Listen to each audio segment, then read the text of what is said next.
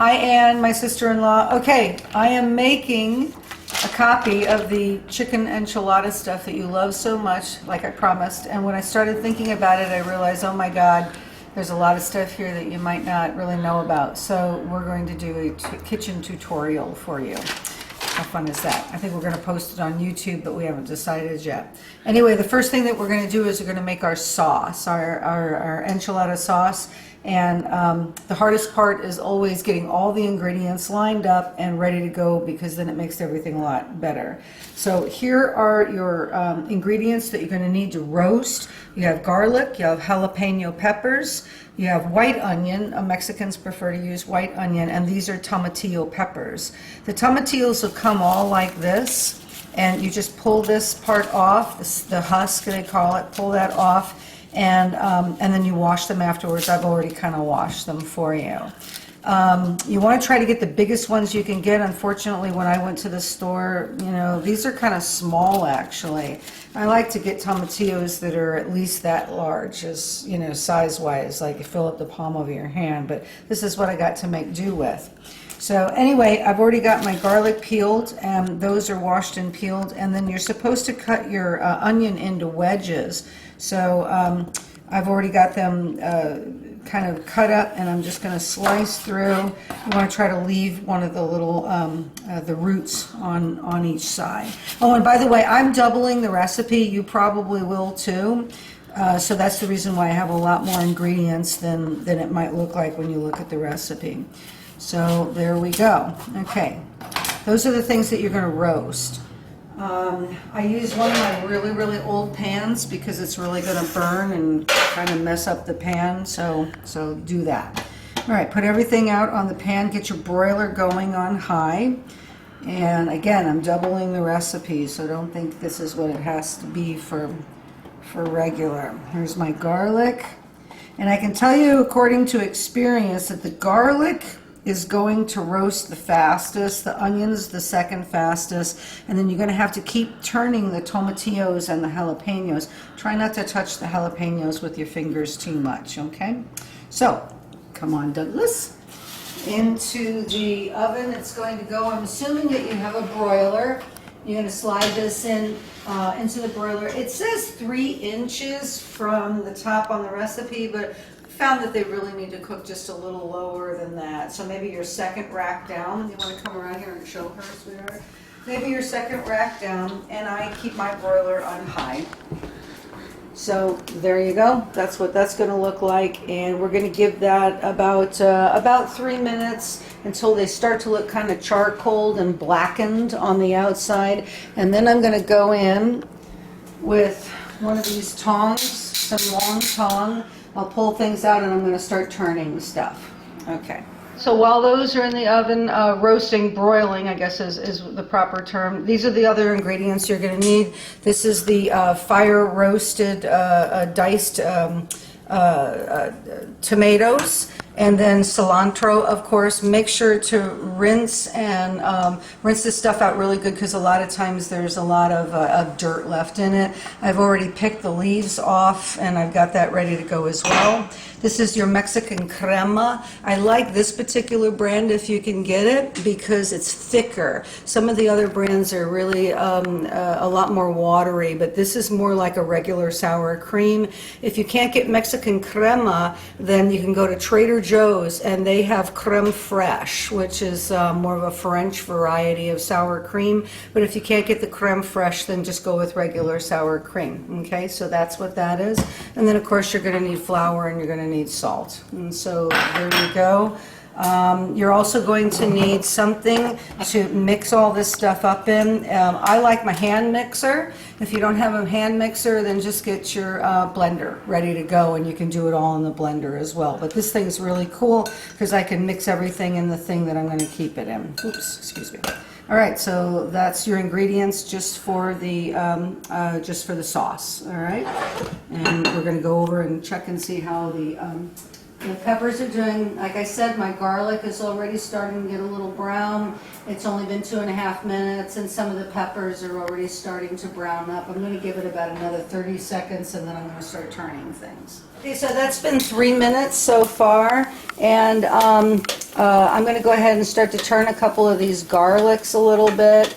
I just want them to not get too badly burned. Oh, and try to get the biggest garlic cloves that you can, just because it's just going to make it a lot easier for you. The peppers, I'm going to go ahead and start to turn. The jalapenos need to be turned quite a few times. I'm going to let these tomatillos still go, and I'm going to let the onions go for another couple of minutes. So we'll check back in another minute or so. Oh, and keep your broiler door open. You don't want it to roast, you want it to broil. So I'm going to start to turn a couple of these tomatillos. You can see they're getting pretty black, and what's going to happen is they're going to start to bubble, and a lot of juice is going to start to come out of them too. The jalapenos, you just keep turning. You can get these really, really charred, and that's really what you want to do, because you're trying to get them black, because you're going to kind of pull those skins out a little bit. The garlics are starting to look pretty good. Onions, I'm going to maybe go ahead and start to try to flip these wedges a little bit now. There you go. You can see they're starting to brown, and you know, if they fall apart, that's fine, whatever. Just work with it. It's only cooking, and cooking's only science. Okay, so I think I'm going to turn that one too. That's pretty black. And I'm going to stick it in for about 1 more minute, and then I'm going to pull these garlic off. Okay, so I'm going to pull off all of these garlic. Oh, you didn't see that. I'm going to pull off all these. 3 minutes, 3 minute rule. 3 minute rule. Going to pull all the garlic off at this point because they're pretty well charred, and you can see how some of these tomatillos are starting to sizzle and kind of burst a little bit. But I really want these to continue to cook and roast a little bit more than what we've got. Keep turning the jalapeno. You want things to really be black. I think this is good for about another 1.5 to 2 minutes. All you do is you just keep checking these things and making sure that they're okay. I'm going to let this go for probably another couple of minutes maybe, but just keep an eye on it, Ann. Cook up a little bit here. That's really good.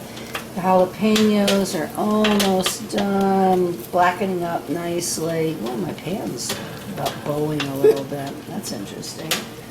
Okay, I think that the tomatillos are starting. Well, that is really interesting. Tomatillos are starting to get a little on the soft side. That's good. So I think I'm going to pull out a couple of them. When they start to feel like they're turning into a little mushy, then go ahead and pull them out. Those look good.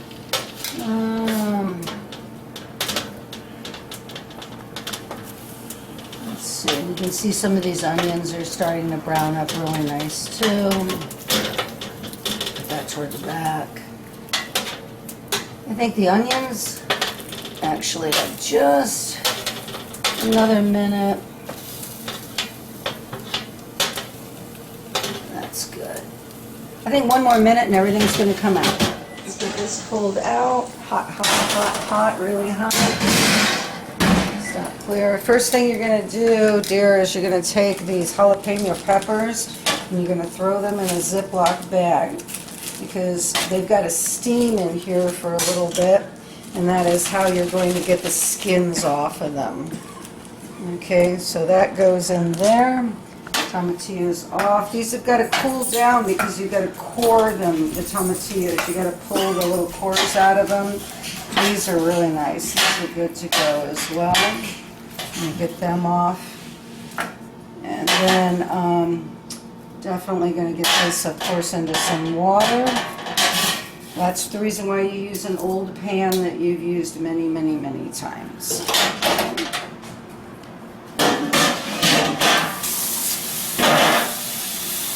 Okay. All right. Okay. Like I said, I like to have one container that I put everything into. So right now my onions go into here, and my garlic goes into here, and then we're going to core the tomatillos as soon as they cool down in just a second. And then we're going to, you can already see how the jalapenos are steaming in there. We're going to leave that sit for just another minute or two, and then we'll take care of these peppers. Be careful about handling peppers. I'll show you what I do in just a minute. You don't want to touch your face or your eyes. And this is your best friend. These are Ziploc bags on your hands, okay? So you just slip a couple of small ones over your hands, and then what you do is you go into these tomatillos, and it's kind of like coring an apple. You're just going to go ahead and pull the center out of each one of these, and then you're going to throw it right over there into the rest. I don't think we have to watch me do all these, okay? All right.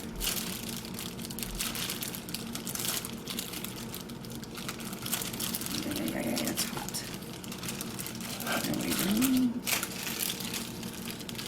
See, I like the bigger ones.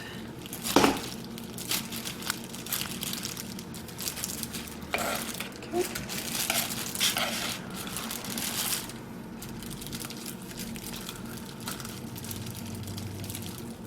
And there's that core.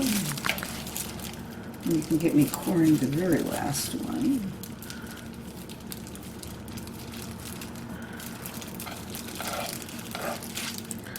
All right, ready? Go. We good?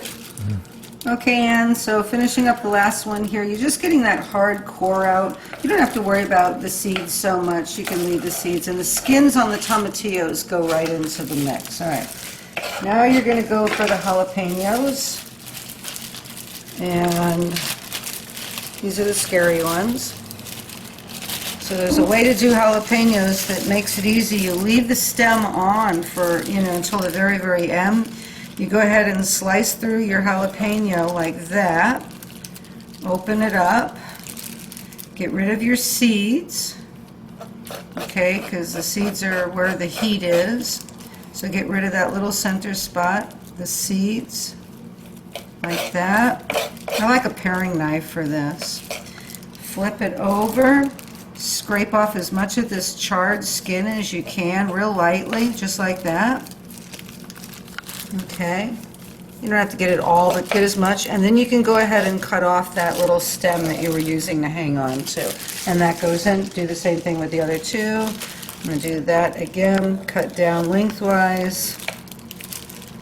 Open it up. Seeds out. Again, if you can stay, it doesn't really matter that much. Turn it over. Get rid of some of that charred skin on the outside. Pull that off. Other side, same thing. Cut off the stem. And throw that in. I'm going to do the last one off camera. Oh, apparently I'm going to do the last one on camera. Apparently my husband is enjoying watching this. So there we go. It smells good. It does smell good.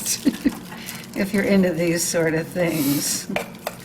Okay, so like I said earlier, I'm doing this the night before because you can see that this really takes a long time. And it actually takes more time to just roast all of your vegetables and make your sauce than almost any other part of the whole deal. So you can do this the day before and it's fine, and then the day of, it's a breeze to go ahead and get the job done. Okay, so that's that. Obviously, these go into the trash big time. Wash your hands right away, just in case some got on.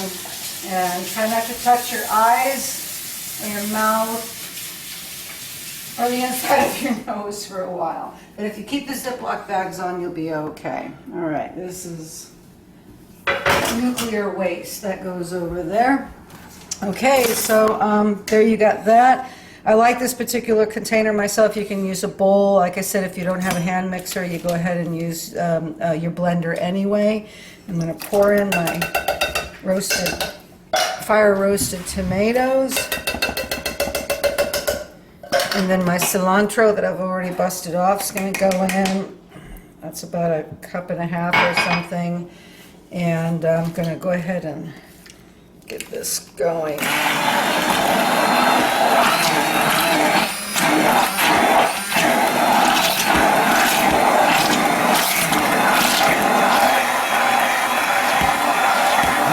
Ooh, it looks like salsa to me. Fiery goodness.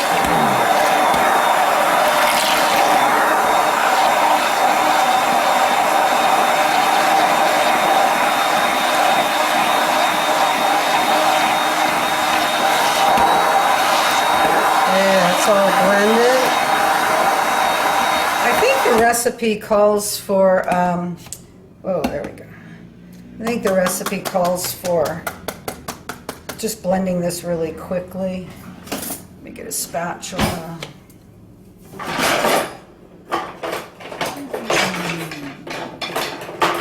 This will work better.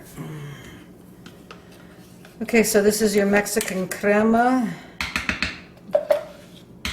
You know, the thing about Mexican crema and creme fraiche is that it doesn't have as much sour to it like our traditional sour cream, because you really don't want that. All right. So there you go. A little bit of that.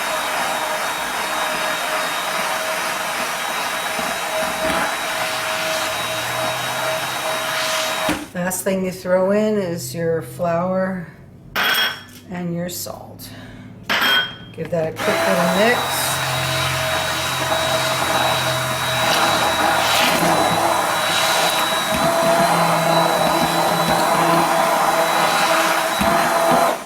Okay, and that's going to be your sauce that you're going to pour over the enchiladas when they bake, and we'll do the rest tomorrow. And I forgot to tell you that you just put some plastic wrap over this and stick it in the refrigerator until you need it tomorrow. I try to bring it up to room temperature before I pour it over the enchiladas, though. So take it out for about an hour before when you start to assemble your enchiladas. Okay, cool. Hi, Ann. All right, we're back. This is phase 2.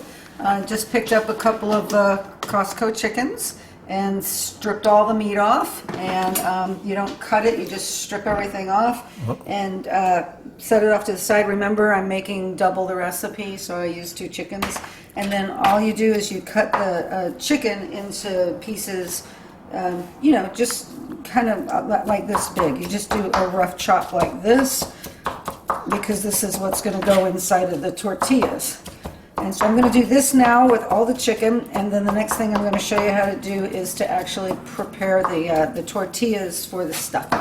Okay, cool. So I got all the chicken chopped up, and this is the kind of corn tortillas I like to use. There's all different kinds of corn tortillas, but I like something that looks like this. I mean, there's Mission, they're smaller, they're just plain yellow. These are more, they're just better, and I like white corn tortillas instead of yellow corn tortillas. Like, it's totally up to you. All right, so it should look something like that. I'm sure you have something like that back there anyway. Okay, so the next step is the oven's preheating, and we're going to, I don't know how many baking sheets you have. Work with what you've got. We take the corn tortillas, we lay them out on baking sheets, and these are larger too. If you want smaller enchiladas, just use smaller tortillas, okay? You brush both sides with the olive oil, just kind of lightly. And I mean, I use a paintbrush because that's what I use for this kind of stuff. So both sides with olive oil. And then they're going to go into the oven, 1 or 2 trays at a time, for about 2 to 3 minutes. You're not really cooking the tortillas. What you're doing is you're warming them up, because like right now they're stiff. And by warming up the tortilla, it makes it more pliable, so that you can roll you can roll them into the enchiladas with the stuffing inside. Okay, so that's the whole deal. And then this is a tortilla keeper. You don't need one of these. All you have to do is maybe wrap up your cooked tortillas in a towel, and you're just going to want to keep them warm. I like to do all the tortillas at one time and then start my stuffing all at one time too. So you don't need one of these. Don't buy one. Just wrap them up. Okay. So I'm just going to start going into the oven as soon as it hits 350, which I've got a little bit to go. This is the best part of all. All right. Now we're going to start doing the filling. I'm going to start out with my big one first, then I'll see what kind of space I get. So you take a little bit of your sauce, and then just spread this around in the bottom of your pan like this. You can use your fingers too, it doesn't matter, it's all family. But anyway, get your sauce going just in a little bit like that. Okay, you grab your tortilla, first tortilla. Oh, and then you got to put, sorry, it's That's right, you're gonna mix this too. All right. And I am gonna use my hands, it's just easier at this point. More, I think. Okay, so you wanna get this all coated real nice.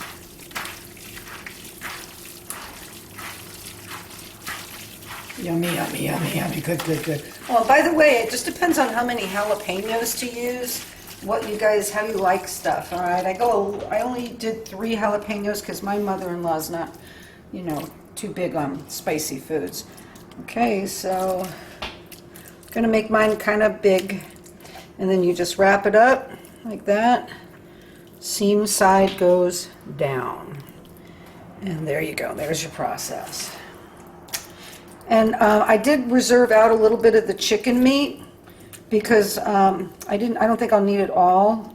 And I'm gonna make chicken salad sandwich with it, the leftover chicken meat.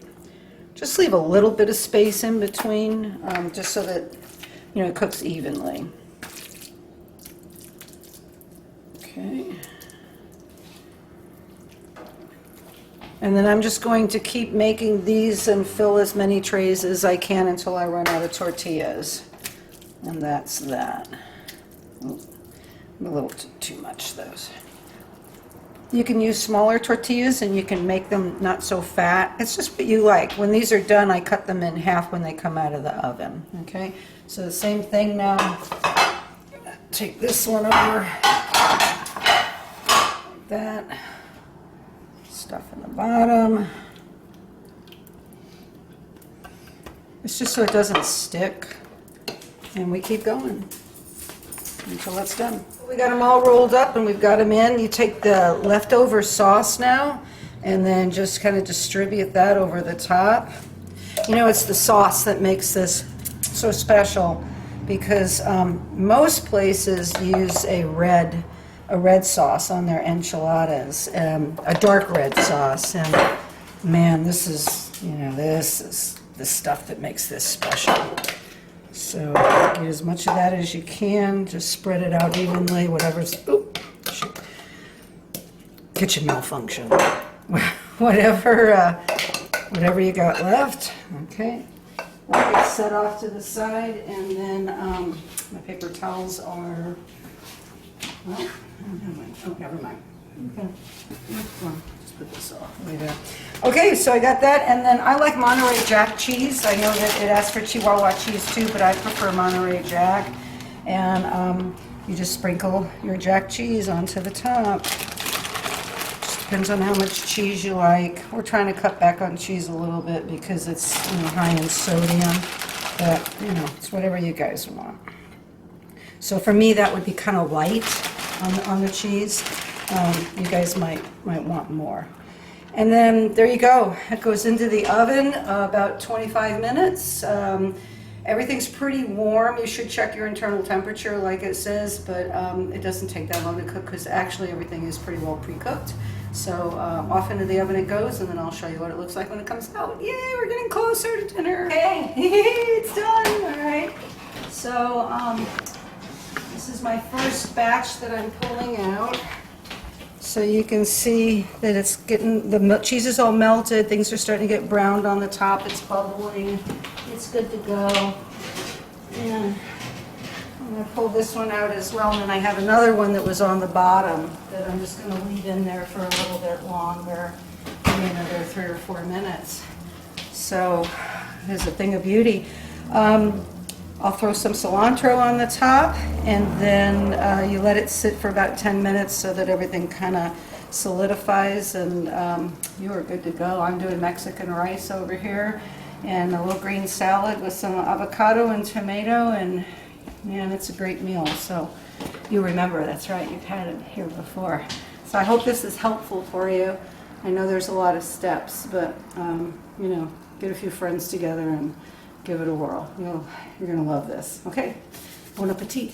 Ready to eat. I hope that you get this opportunity to do the same thing with your family. One thing I forgot to mention was that we like to use the tomatillo verde sauce for this kind of enchilada, but then we also like to have the red sauce for the rice too if you decide to serve it with rice. But the red sauce on this enchilada is good, so get the green stuff. And Trader Joe's has the best one of all. That was an advertisement. It's going to be on YouTube. Okay, cool. All right.